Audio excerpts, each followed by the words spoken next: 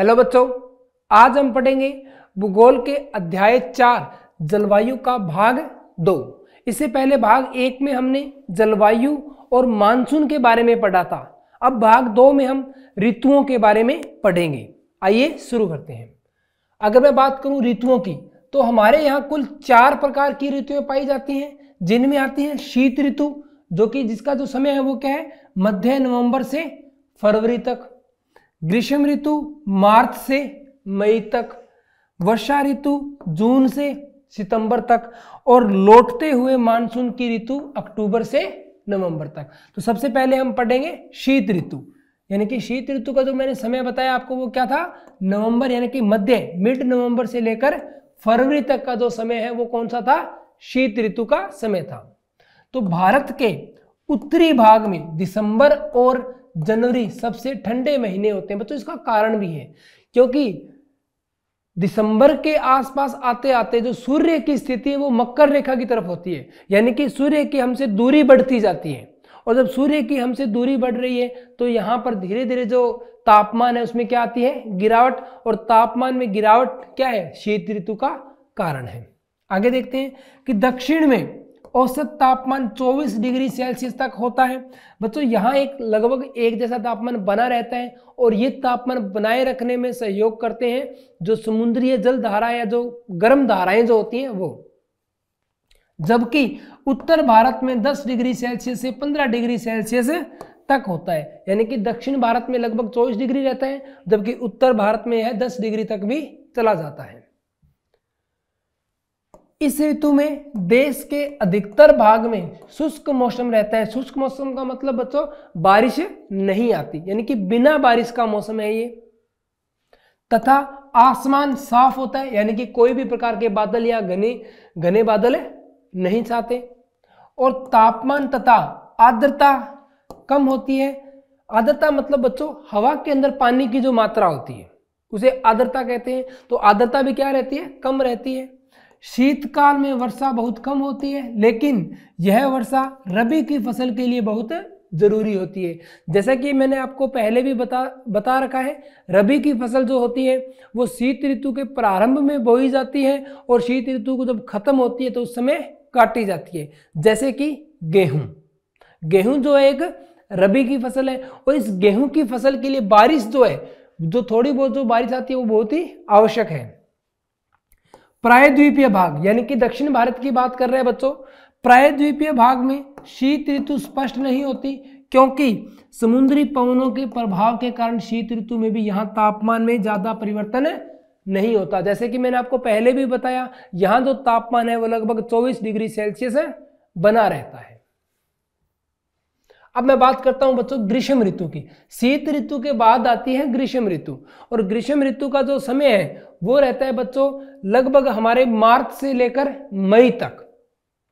मार्च से मई तक भारत में ग्रीष्म ऋतु होती है, और मार्च में दक्कन के पठार का उच्च तापमान लगभग 38 डिग्री सेल्सियस होता है, और अप्रैल में मध्य प्रदेश और गुजरात का तापमान लगभग 42 डिग्री सेल्सियस तक होता है। यानी कि ग्रीष्म ऋतु का प्रभाव प्रायद्वीपीय भारत के अंदर भी देखा जाता है, और प्रायद्वीपीय भारत के अंदर जो अधिकतम तापमान है वह 38 डिग्री सेल्सियस तक चला जाता है। बच्चों ग्रीष्म ऋतु का भी कारण है क्योंकि इस समय जो सूर्य की स्थिति है अब वो लगातार हमारी ओर बढ़ रहा है, यानी कि कर्क रेखा की ओर आ रहा है। और जब सूर्य और हमारे बीच की दूरियां कम होती है तो ग्रीष्म ऋतु आ जाती है, यानी कि तापमान में क्या होना स्टार्ट हो जाती है, वृद्धि होना प्रारंभ हो जाती है।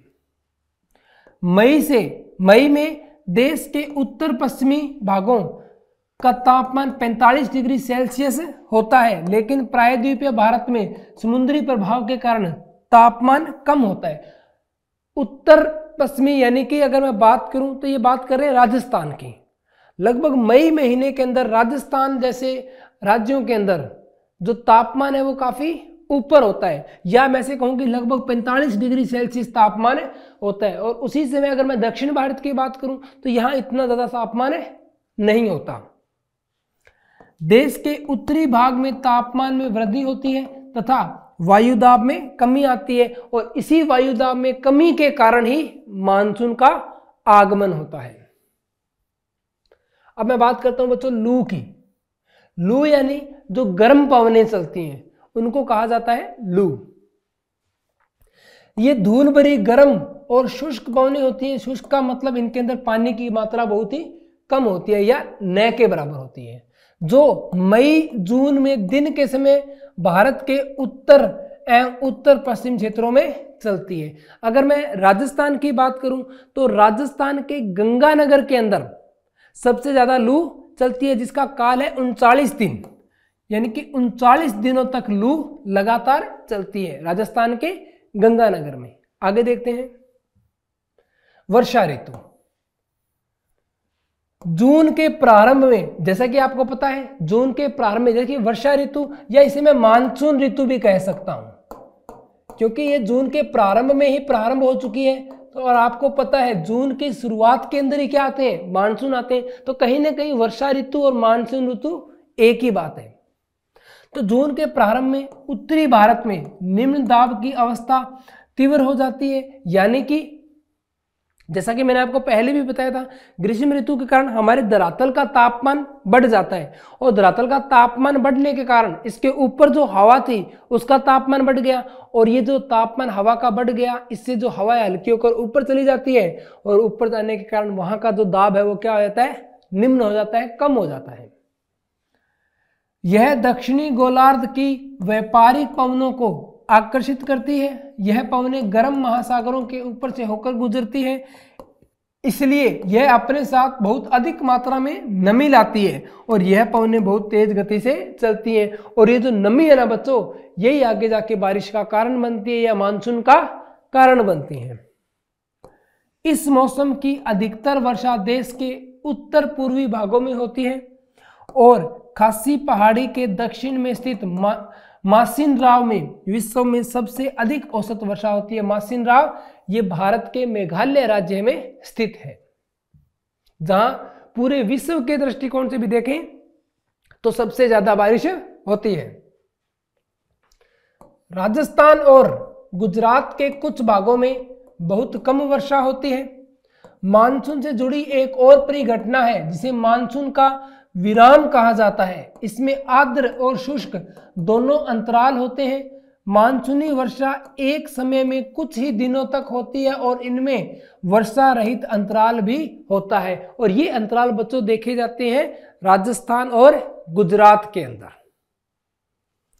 जब मानसून के गर्त का अक्ष मैदान के ऊपर होता है तब इन भागों में अच्छी वर्षा होती है, तथा जब अक्ष हिमालय के ऊपर चला जाता है तब मैदानों में लंबे समय तक शुष्क अवस्था बनी रहती है। यानी कि जब ये हवाएं मैदानी भाग के अंदर होती हैं तो वहां ज्यादा बारिश करवाती हैं, पर जब ये हवाएं मैदानी भाग से आगे बढ़कर हिमालय की तरफ चली जाती हैं तो फिर मैदानी भागों में बारिश क्या होती है, कम हो जाती है। हिमालय की नदियों के पर्वतीय जल ग्रहण क्षेत्रों में भारी बारिश होती है। यानी कि जैसा कि मैंने आपको अपवाह तंत्र के अंदर बताया था कि हिमालय की जो नदियां हैं वो वहां पर जो बर्फ पिघलती है, हिम पिघलती है, उनका पहला स्रोत ये रहता है और दूसरा स्रोत रहता है बारिश, वर्षा। क्योंकि हमें पता है उनकी जल ग्रहण जो क्षेत्र होते हैं वो ज्यादा होते हैं, इसके कारण ये एक बड़ी मात्रा में जल को सुरक्षित संरक्षित करके रखती है और वही जल आगे जाकर नदियों का कारण बनता है। विभिन्न कारणों से ये गर्त उत्तर या दक्षिण की ओर खिसकते रहते हैं। इस भारी वर्षा के कारण मैदानों में विनाशकारी बाढ़ आती है और जान माल की हानि होती है। यानी कि जब ये दोनों गर्त आपस में एक दूसरे की ओर मिल रहे हैं तो इसके मिलने से अचानक एक प्रकार का मानसून विस्फोट होता है, और मानसून विस्फोट यानी कि एक बड़ी मात्रा में बारिश का होना या एक लगातार एक लंबे समय तक बारिश का होना, और जो कि कारण बनता है बाढ़ का। मानसून का आगमन और वापसी अव्यवस्थित होती है, जिसके कारण कभी कभी ये देश के किसानों के कृषि कार्यों को अव्यवस्थित कर देती है। यानी कि इनके आने और जाने का समय एकदम निश्चित नहीं होता, कई बार ये कुछ दिनों तक लेट भी हो जाती है, यानी कि देरी से पहुंचती हैं। अब हम बात करते हैं बच्चों मानसून की वापसी। जैसा कि आपको पता है सितंबर माह के बाद जून से लेकर सितंबर माह तक मानसून आता है और सितंबर माह के बाद इसकी क्या होती है, वापसी होती है हिमालय जो पर्वत है उनसे टकराकर। तो अक्टूबर नवंबर के दौरान दक्षिण की तरफ सूर्य के आभासी गति के कारण मानसून गर्त या निम्न दाब वाला गर्त उत्तरी मैदानों के ऊपर शिथिल हो जाता है और धीरे धीरे वहां उच्च दाब का क्षेत्र बन जाता है और अक्टूबर के प्रारंभ में मानसूनी पवने के उत्तर के मैदानों से पीछे हट जाती है। जैसा कि बच्चों मानसून के आने का कारण जो था कि जो उत्तर पश्चिमी जो भारत है वहां एक निम्न दाब बना। अब क्या होता है बच्चों, जब इसके वापस जाने का समय आता है तो जैसा कि आपको पता है जो सूर्य की स्थिति है वो लगातार उत्तर की ओर बढ़ रही है, तो उसके कारण अब जो उत्तर का जो क्षेत्र था वहां एक उच्च दाब क्षेत्र बनना प्रारंभ हो जाता है और उच्च दाब क्षेत्र बनने के कारण जो पवनें होती है उनकी दिशाएं क्या हो जाती हैं, बदल जाती हैं और दिशाएं बदलने के कारण ये पवनें अपने साथ जो नमी लेकर आई थी उसी नमी को वापस ले जाना प्रारंभ कर देती है और इसी अवस्था को हम बोल देते हैं कि जो मानसून है उसकी वापसी हो रही है। अक्टूबर और नवंबर का महीना गर्म वर्षा ऋतु से शीत ऋतु में बदले का काल होता है। मानसून की वापसी होने से आसमान साफ हो जाता है, दिन का तापमान बढ़ने लगता है और रातें ठंडी और सुहावनी लगने लगती है। अक्टूबर के उत्तरार्ध में उत्तरी भारत में तापमान तेजी से गिरने लगता है, यानी कि शीत ऋतु का प्रारंभ हो जाता है। आगे देखते हैं। नवंबर के प्रारंभ में उत्तर पश्चिम भारत के ऊपर निम्न दाब वाली अवस्था बंगाल की खाड़ी पर चली जाती है। जैसा कि मैंने आपको पहले भी बताया, जब सूर्य की स्थिति लगातार उत्तर की ओर बढ़ रही है तो वहां क्या बन गया था, एक उच्च दाब का क्षेत्र, और उच्च दाब का क्षेत्र बनने के कारण अब जो पवनें थी उन्होंने अपनी जो दिशा थी वो बदल ली थी और उनके साथ जो नमी आई थी अब वो नमी भी अपनी दिशा बदल चुकी थी, यानी कि मानसून वापस लौट रहा था। अब क्या होता है बच्चों, जैसे जैसे यह और पास में आता जा रहा है तो उस गर्त की स्थिति भी लगातार क्या होती जा रही है, बदलती जा रही है और यह चक्रवाती निम्न दाब से संबंधित होता है जो कि अंडमान सागर के ऊपर उत्पन्न होता है। ये चक्रवात भारत के पूर्वी तट को पार करता है जिसके कारण भारी वर्षा होती है और यह बहुत ही विनाशकारी भी होता है। बच्चों जो अधिकतम चक्रवात होते हैं वो बंगाल की खाड़ी में ही आते हैं, ऐसा इसकी स्थिति के कारण है। गोदावरी, कृष्णा और कावेरी नदियों के सघन आबादी वाले डेल्टा प्रदेशों में अक्सर चक्रवात आते रहते हैं जिसके कारण बहुत ज्यादा जान माल की हानि होती है। कभी कभी ये चक्रवात उड़ीसा, पश्चिम बंगाल और बांग्लादेश के तटीय क्षेत्रों तक पहुंच जाते हैं। जैसा कि मैंने आपको पहले भी बताया कि जो चक्रवात है, अधिकतम चक्रवात है बंगाल की खाड़ी से उठते हैं। तो बच्चों इसी के साथ हमारा ये अध्याय यहीं समाप्त होता है।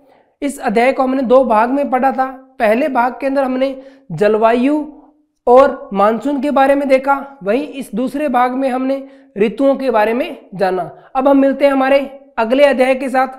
धन्यवाद।